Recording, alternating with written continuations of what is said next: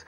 At Birmingham Crown Court, it's been alleged that the manager of a city nightclub was involved in a £37,000 VAT swindle. Over a period of 4 years, thousands of pounds worth of wines and spirits were sold over the bar, but it's claimed that records were not kept. The prosecution alleged that the manager, Brendan Joyce, his accountant and bookkeeper played their part in the fraud at the new Gary Owen Club in Small Heath. All three have pleaded not guilty to conspiring to defraud the customs and excise of value-added tax. The case is continuing. An 80-year-old woman from Solihull in the West Midlands has been banned from driving until she takes a new test. The town's magistrates imposed the ban after hearing that Miss Jessica Grove knocked a woman down on a zebra crossing. She admitted careless driving and having no lights and was fined a total of £50.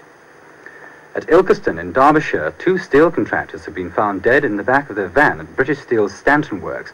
A portable gas fire connected to a gas bottle was in the van, which the men were using as a mobile workshop. In Leicester, police searching for a man who attacked and raped an 80-year-old woman have been checking at hotels and boarding houses. They're anxious to trace the driver of a red or brown Rover car seen in the area at the time of the attack, about 1 a.m. on Monday morning. This report comes from John Dickinson.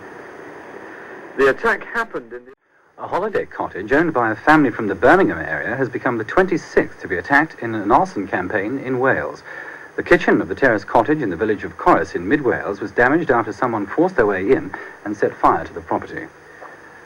Complaints against the police in Leicestershire dropped by more than 30% last year. A total of 354 complaints were received, and of these, 7 were substantiated.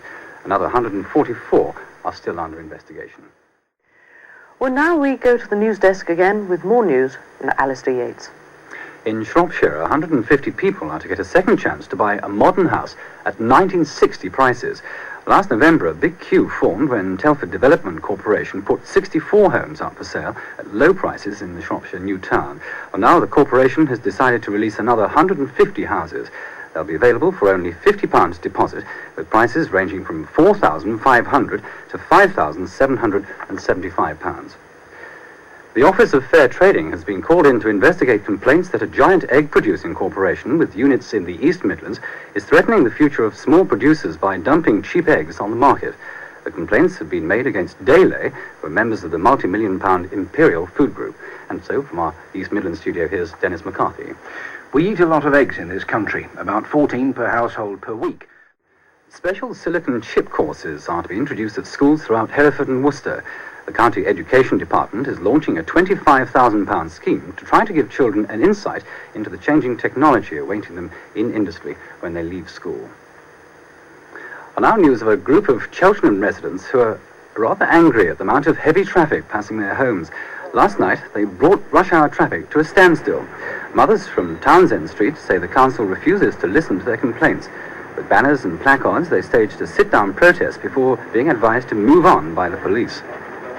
Mothers say that Terrace Street regularly has to put up with juggernauts, lorries, and a constant stream of cars at all hours of the day and night.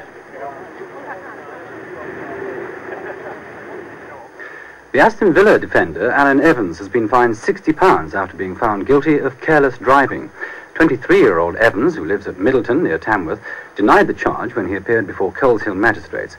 The case came the day after he was sent off in the First Division match with Brighton.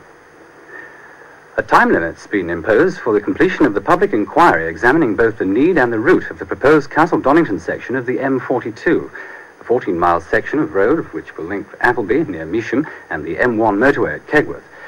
The inquiry moved into its 9th week today, but the inspector announced it would end next Thursday.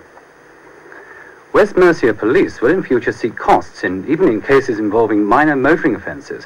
But the scheme has already run into trouble with magistrates at Bridgenorth in Shropshire who refused a police application for £10 costs in a motoring case.